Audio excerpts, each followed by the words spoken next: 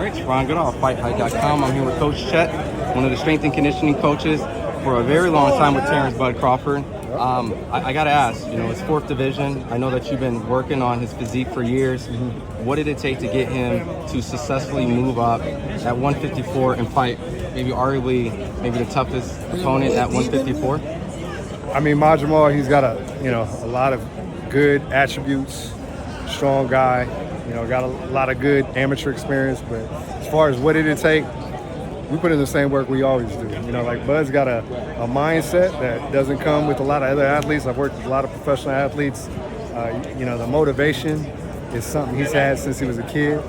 So not much has changed. We knew the weight was going up, so we focused on strength in the early stages. And, like from there, it's just a lot of the same things that have, worked in the past. Like not everything, like we try to keep it interesting, keep them excited about the workouts. But, I mean, it's a legacy that's being built. So that's the motivation right there. He's moved up multiple different weight classes, so it's not like this is foreign, right? Especially to jump from 140 to 147. Right. But I know that as an Asian fighter, a guy who takes care of his body, didn't take a lot of punishment, what's different from the Terence from years ago to Terence now that you have to consider not just moving up, but his age? I mean, he's in the prime still. Obviously, when it comes to putting on age, doctor time or father time's not something you can get away from.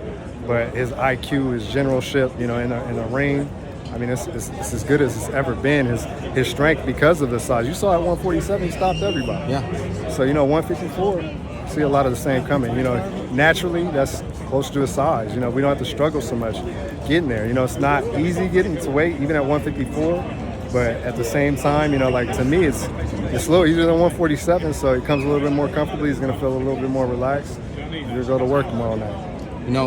If he captures the title, he'll be in short company of like Canelo, Floyd, De La Hoya, Pacquiao, Duran. I mean, those names are lightweights that capture super middleweight titles, and I don't want to look past that. That's, like I said, short company, but a lightweight moving up to a super middleweight, that's probably maybe the closest. Maybe Duran might have tried moving fought middleweight, but he came short with Marvin Hagler. So as a strength and conditioning coach, not looking past, not really focused on it, but is moving up to that much weight and that much different from the weights that he's moved up?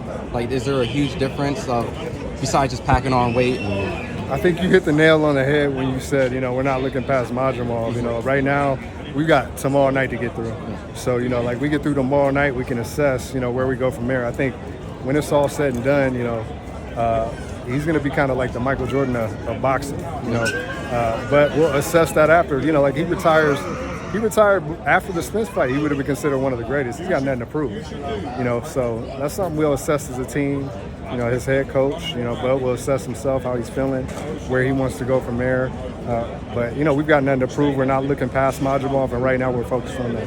My last question is, in regards to you get the victory, you get the win, and things like that. I mean, do you want to see Terence fight one or two more times, or do you see him just like potentially having another run, like a George Foreman-esque Bernard Hopkins, or is that obviously Bud's decision? If Terence wants to fight past 41 wins, no losses, I'm gonna be there for him. You know what I mean? I'm gonna make sure that I can do everything I can in my power as a coach to make sure he's ready, and committed to it.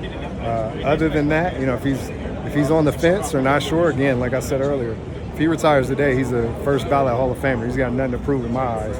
But if he's ready to go, for another fight or another two fights, he's more than fully capable. In the ring, you haven't seen anybody really give him any tough opposition, and because of that, until we see that, there's no reason to stop. But like I said, he's made a Hall of Fame career already.